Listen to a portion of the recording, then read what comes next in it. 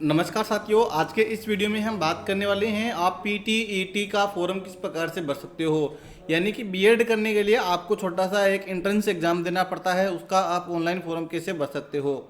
जैसा कि आप सभी को पता है, अभी हाल फिलहाल के अंदर 4 साल वाला कोर्स था तो वो बंद कर दिया गया है, उसके फॉर्म नहीं भरे जा रहे हैं।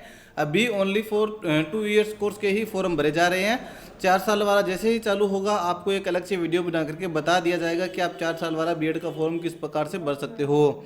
4 साल वाला 12वीं वाला स्टूडेंट भर सकता है, या फिर अभी जो 12वीं में है वो स्टूडेंट भी अपना 4 साल वाला फॉर्म भर सकता है। और बीएड जिस स्टूडेंट ने अभी ग्रेजुएशन कर लिया है या फिर अभी फाइनल ईयर में है वो स्टूडेंट ग्रेजुएशन का फॉर्म भर सकता है। तो हमें इस साइट पे आ जाना है। साइट की लिंक आपको वीडियो डिस्क्रिप्शन में मिल जाएगी, तो डायरेक्ट आप इस साइट पे आ सकते हो और हमें सेलेक्ट करना है 2 इयर्स कोर्स। जैसे ही आप 2 इयर्स कोर्स सेलेक्ट करते हो आपके सामने कुछ इस प्रकार से एक पेज आ जाता है और यहाँ पे आपको दिखाई दे रहा है कि कब से चालू हुआ है, कब तक चलेगा और इसकी एग्ज़ाम डेट क्या है। यह यूनिवर्सिटी का आदेश आने पे ये डेट है जो चेंज भी हो सकती है। हम वर्तमान में वीडियो बना रहे हैं तो वर्तमान के हिसाब से ये इसकी डेट है जो डिसाइड है। इसके बाद में आपको ओके करना है फिलअप फॉर्म। जैसे ही आप फिलअप फॉर्म पे ओके करते हो पेज रिफ्रेश होता है और आपके सामने इस प्रकार से आ जाता है। यहाँ पे आपको कैंडिडेट का नाम डालना है, कैंडिडेट के फादर का नाम डालना है, मदर का नाम डालना है, डेट ऑफ बर्थ डालनी है, ईमेल आईडी डालनी है, मोबाइल नंबर डालना है और यहाँ पे पेमेंट मोड सेलेक्ट करना है। जैसे आप ऑनलाइन करना चाहो तो ऑनलाइन कर सकते हो, भाई ई मित्रा करना चाहो तो ई मित्रा के थ्रू भी चालान कर सकते हो। चलिए हम ई मित्र से करेंगे। ई मित्र हम यहाँ पे सेलेक्ट करते हैं। डिटेल भरने के बाद में आपको प्रोसीड वाले ऑप्शन पे क्लिक करना है। तो जैसे ही आप नेक्स्ट पे क्लिक करोगे आपके सामने इस प्रकार से आ जाता है। यहाँ पे आपको एक पासपोर्ट साइज फोटो अपलोड करनी है जिसका साइज 50 KB से 100 KB के बीच में होना चाहिए। सिग्नेचर अपलोड करना है और आपका थंब इस प्रकार से अपलोड करना है। इसके बाद में आपको नेक्स्ट वाले ऑप्शन पे क्लिक करना है। जैसे ही आप नेक्स्ट वाले ऑप्शन पे क्लिक करोगे पेज रिफ्रेश होगा और आपके सामने कुछ इस प्रकार से एक पेज आ जाएगा। यहाँ पे आपको आपकी पूरी डिटेल देखने को मिलेगी। इसी प्रकार से आप देख सकते हो। तो सबसे पहले आपका जेंडर सेलेक्ट करना है। इसके बाद आपको सेलेक्ट करना है आप मैरिड हो अथवा अनमेरिड, वो सेलेक्ट कर लेना है। जैसे ही आप मैरिड सेलेक्ट करते हो यहाँ पे अगर कोई वुमेन है तो पति का नाम भी यहाँ पे डालना पड़ेगा। इसी हिसाब से हम थोड़ा सा नीचे कर लेते हैं। तो हमें यहाँ पे सेलेक्ट करना पड़ता है कि आप कौन से राज्य से बिलोंग करते हो और कौन से डिस्ट्रिक्ट से बिलोंग करते हो। मतलब आपका जो मूल निवास है वो कौन से राज्य का बना हुआ है, कौन से डिस्ट्रिक्ट का बना हुआ है। इसके बाद में आपको आपकी कैटेगरी यहाँ पे सिलेक्ट करनी पड़ती है। अगर आप अल्पसंख्यक हो तो यस कीजिए, अन्यथा नो कीजिए। अल्पसंख्यक की अगर हम बात करें तो अल्पसंख्यक के अंदर मुस्लिम, सिख, क्रिश्चियन, पारसी, बौद्ध, जैन ये है धर्म जो अल्पसंख्यक में आते हैं। तो हम अल्पसंख्यक में नहीं आते, नो कर देते हैं। इसी हिसाब से अगर आप तलाकशुदा हो तो यहाँ पे आपको यस करना है, अन्यथा नो करना है। वो आप जैसे ही ऊपर सेलेक्ट करोगे इसी हिसाब से हो जाएगा। अगर आप विकलांग हो तो यस कीजिए यहाँ पे, अगर विकलांग नहीं हो तो नो करना है। अगर आप विकलांग में यस करते हो तो आपको यहाँ पे सेलेक्ट करना पड़ता है कि आप 40% से ज़्यादा हो अथवा कम हो। अगर आप 40% से ज़्यादा सेलेक्ट करते हो तो यहाँ पे आपको कैटेगरी भी सिलेक्ट करनी पड़ती है कि आप किस अंग से विकलांग हो। जैसे कोई हाथ से होता है, कोई पैर से होता है, कोई चलने से होता है, वो यहाँ पे आपको सेलेक्ट करना पड़ता है। जस्ट थोड़ा सा नीचे स्क्रॉल डाउन करते हैं, यहाँ पे आपको एड्रेस डालना पड़ता है। यहाँ पे आपको पूरा एड्रेस डालिए, नीचे भी आपका पूरा एड्रेस डाल दीजिए। इसके बाद आपका राज्य सेलेक्ट करना है। इसके बाद में आपका तहसील जिला जो भी होता है वो सिलेक्ट कीजिए। इसके बाद आगे आपको तहसील जो भी आपकी होती है वो सिलेक्ट करनी होती है। इसके बाद आपका पिन कोड डालिए। इसके बाद आपकी यहाँ पे जो भी पोस्ट ऑफिस होता है वो डाल दीजिए। जस्ट इसी प्रकार से आपका कोरिस्पोंडेंट एड्रेस भी यहाँ पे डाल देना है, यानी कि आपका पत्राचार पता। अगर आपका परमानेंट एड्रेस और पत्राचार पता सेम है तो आप यहाँ पे सेम ही एड्रेस आपका डाल दीजिए। इसके बाद ईमेल आईडी यहाँ पे अपने आप आ रही है। Mobile number, phone number, telephone number होता है मुख्यतः, अगर आपके पास में है तो डाल दीजिए, अन्यथा इसको खाली छोड़ दीजिए, ये मैंडेटरी नहीं है। इसके बाद जस्ट आपको आगे बोलता है कि फैकल्टी फॉर ग्रेजुएशन, आपने ग्रेजुएशन किस में किया है, कॉमर्स, साइंस, इंजीनियर, टेक्नोलॉजी अथवा आर्ट्स, जिसमें भी आपने किया है वो सिलेक्ट कीजिए। थोड़ा सा नीचे स्क्रॉल करते हैं, हमें सब्जेक्ट से रिलेटेड कुछ इन्फॉर्मेशन यहाँ पे मिल रही है, आप देख सकते हो। सोशल स्टडीज़ के अंदर आपको कुछ सब्जेक्ट आएंगे वो आप यहाँ पे देख सकते हो, जैसे history, political science, public administration, economics, geography, philosophy और सोशियोलॉजी यहाँ पे आपको आ रहे हैं। साइकोलॉजी भी इसमें आपका इंक्लूड रहेगा। सिविक्स के अंदर अगर हम बात करें तो सिविक्स के अंदर पॉलिटिकल साइंस और पब्लिक एडमिनिस्ट्रेशन ही रहेगा। इसके बाद में आपको सेलेक्ट करना है कि आपने बीए किया है, बीए ऑनर्स किया है। अगर आपने कुछ बीबीए, बीएलआईएस, बीएससी, बायोटेक्निकल जो भी आपने किया है वो यहाँ पे आपको सेलेक्ट करना है। हमने यहाँ पे नॉर्मल बीए किया है तो हम बीए सेलेक्ट करते हैं। इसके बाद सब्जेक्ट यहाँ पे आपको सेलेक्ट करने पड़ते हैं। तो आपकी ग्रेजुएशन के अंदर जो भी सब्जेक्ट होते हैं वो सेलेक्ट कर लीजिए।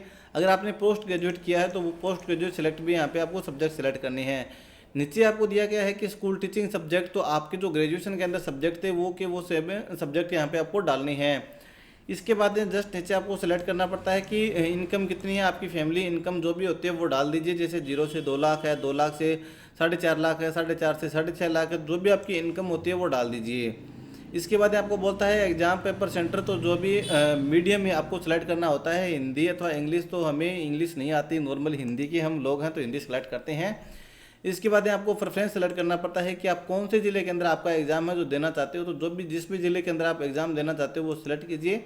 सेकंड प्रेफरेंस भी आपको यहाँ पे देना पड़ता है, जिस भी ज़िले के अंदर आप आपका एग्जाम देना चाहते हो वो सिलेक्ट कीजिए।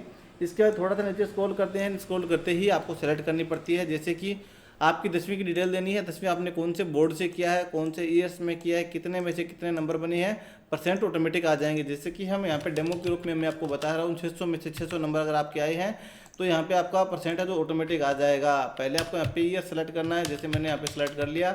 आप देख सकते हो मैंने यहाँ पे 500 नंबर सेलेक्ट करते ही जितने परसेंट बनते हैं वो ऑटोमेटिक ही आ जाते हैं।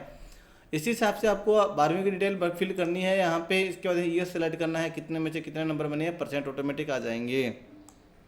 चूज ग्रेजुएशन स्टेटस, अगर आपने बीए आपकी पास कर लिए तो यहाँ पे पास सेलेक्ट करते हैं, अगर अपीयरिंग है तो अपीयरिंग सेलेक्ट करते हैं। तो हमारे कंडीशन में पास है तो हम पास सेलेक्ट कर लेते हैं। सब्जेक्ट यहाँ पे ऑटोमेटिक आ जाता है बीए। इसके बाद आपकी जो भी यूनिवर्सिटी होती है वो सेलेक्ट कीजिए। इसके बाद ईयर्स आपका जो भी होता है वो यहाँ पे आपको सेलेक्ट करना है। इसके बाद कितने में से कितने नंबर बने वो डालना है, परसेंट ऑटोमेटिक आ जाएगा। अगर आपने पीजी किया हुआ है तो यहाँ पे आपको पीजी की डिटेल डालनी पड़ेगी। अगर पीजी नहीं किया हुआ तो आप यहाँ पे नॉट एप्लीकेबल कर सकते हो। अगर अपीयरिंग है तो अपीयरिंग भी कर सकते हो। इसके बाद आपको डालना पड़ेगा कौन से सब्जेक्ट से किया है, इसके बाद कौन सा बोर्ड से किया है और कौन से सेशन में किया है, कितने में से कितने नंबर बने हैं। अगर आप येस करते हो तो डालना है, अगर आप नॉट एप्लीकेबल करते हो तो यहाँ पे डालना कोई ज़रूरी नहीं है। इसके बाद चेकबॉक्स पे क्लिक करना है। एक बार फार्म को अच्छे से पूरे फार्म को चेक कर लेना है। सेव एंड प्रोसीड वाले ऑप्शन पे आपको क्लिक करना है। जैसे ही आप आपकी पूरी डिटेल चेक करके नेक्स्ट करोगे, आपके सामने कुछ इस प्रकार से आ जाएगा। आपकी कितनी पेमेंट करने वाली है वो पे यहाँ पे आपको दिखाई दे रही है। आपको चेकबॉक्स पे क्लिक करना है और प्रिंट पे क्लिक करके इसकी एक प्रिंट निकाल लेनी है, और चाहो तो आप इसको सेव करके भी रख सकते हो। चलिए हम यहाँ पे प्रिंट निकालते हैं। आप चाहो तो इसका प्रिंट निकालिए, चाहो तो इसको स्क्रीनशॉट लीजिए, जैसी मर्जी आप इसको सेव रख सकते हो, आपको सेव रखना है। तो मैंने यहाँ पे इसका प्रिंट निकाल लिया है। यहाँ पे आपको एक चालान नंबर मिल जाएगा प्रिंट के ऊपर, तो उससे आपको आपके ई मित्र के थ्रू इसका चालान है जो भर देना है। चलिए आप आपके ऑनलाइन पेमेंट करोगे तो आपको बहुत से ऑप्शन मिल जाएंगे, net banking, debit card, credit card, UPI, कैसे भी पेमेंट कर सकते हो। बाकी ई मित्र से पेमेंट करने के लिए इस प्रकार से ई मित्र ओपन करना है। यूटिलिटी टाइप सर्विस इस ऑप्शन पे आपको क्लिक करना है और यहाँ पे आपको टाइप करना है PTET। जैसे ही आप PTET टाइप करते हो आपके सामने कुछ इस प्रकार से आ जाता है। यहाँ पे सेलेक्ट करना है, आपका जो भी चालान नंबर होता है वो डालिए, आपकी जो भी डेट ऑफ बर्थ है वो डालिए। उसके बाद गेट डिटेल वाले ऑप्शन पे आपको क्लिक करना है। जैसे ही आप डेट ऑफ बर्थ और चालान नंबर डाल के नेक्स्ट करोगे, आपके सामने कुछ इस प्रकार से आ जाएगा। यहाँ पर आपको बिल पे क्लिक करना है। बिल पे जैसे ही आप क्लिक करोगे आपके सामने इस प्रकार से आ जाता है। यहाँ पे आपको कंटिन्यू करना है। इसके बाद में यहाँ पर भी आपको ऑप्शन मिल जाता है, अगर आप चाहो तो फ़ोनपे QR कोड से भी पेमेंट कर सकते हो और चाहो तो वॉलेट से भी कर सकते हो। तो हम यहाँ से पे बाय वॉलेट करने वाले हैं, तो पे बाय वॉलेट पे जैसे ही आप क्लिक करोगे आपकी पेमेंट है जो सक्सेसफुल हो जाएगी और ट्रांजैक्शन रिसिप्ट आपके सामने आ जाएगी। चलिए हम बात कर लेते हैं कि आप इसका प्रिंट दोबारा किस प्रकार से निकाल सकते हो फॉर्म भरने के बाद में। तो हमने इस प्रकार से दोबारा से साइट ओपन की, 2 ईयर्स कोर्स यहाँ पे हमने सेलेक्ट किया। सेलेक्ट करते ही कुछ इस प्रकार से आपके सामने आ जाता है। यहाँ पे आपको view payment status application form, आपको इस पर क्लिक करना है। जैसे ही आप इस पर क्लिक करते हो यहाँ पे आपको ऑप्शन मिल जाता है। आप चाहो तो चालान नंबर से प्रिंट निकाल सकते हो, जनरल डिटेल से प्रिंट निकालना चाहो तो वो भी निकाल सकते हो। बाई चांस आप आपका फॉर्म नंबर भूल जाओ तो उस कंडीशन में आपको ये तरीका आसान रहेगा। तो हम यहाँ पे फॉर्म नंबर से निकालने वाले हैं, तो आपको फॉर्म नंबर जो भी होता है वो डालिए, डेट ऑफ बर्थ जो भी होती है वो डालिए और प्रोसीड वाले ऑप्शन पे आपको क्लिक करना है। जैसे ही आप फॉर्म नंबर और डेट ऑफ बर्थ डाल के एंटर करोगे, आपके सामने पेमेंट की एक रिसिप्ट आ जाएगी। उस पेमेंट की रिसिप्ट को आपको संभाल के रखना है। जैसे ही आप आगे काउंसलिंग वगैरह करवाओगे तो आपको काम में आएगा। नीचे आपको ऑप्शन मिल जाता है प्रिंट एग्जाम फॉर्म, तो आपको इस पर क्लिक करना है। जैसे ही आप इस पर क्लिक करोगे इस प्रकार का फॉर्म आपके सामने आ जाएगा। सिक्योरिटी रीजन के कारण मैं यहाँ पे डिटेल है जो हाइड कर रहा हूँ। अब कई बार आपका प्रश्न आता है कि आप डिटेल हाइड ज़्यादा कर देते हो या डिटेल हाइड ज़्यादा हो जाती है। तो देखिए आपको मैं बता दूं कि अगर कोई पर्सनल डिटेल यूट्यूब पे किसी को कोई दिखाता है या फिर गलती से भी दिख जाती है तो उस कंडीशन के अंदर यूट्यूब डायरेक्ट स्ट्राइक देता है। स्ट्राइक देने से ये वीडियो भी डिलीट हो जाती है और चैनल पे भी इसका इफेक्ट पड़ता है। इस कारण से हमें प्राइवेसी डिटेल है जो हाइड करनी पड़ती है। उम्मीद है आपको समझ में आ गई होगी कि हम डिटेल हाइड क्यों करते हैं। इसी प्रकार की नई नई जानकारियों के लिए चैनल को सब्सक्राइब कीजिए। फेसबुक पे देख रहे हैं तो पेज को फॉलो कीजिए और इस वीडियो को आपके दोस्तों के साथ में शेयर कीजिए। चलिए मिलते हैं नई वीडियो नई अपडेट के साथ, तब तक के लिए जय हिंद जय भारत, धन्यवाद।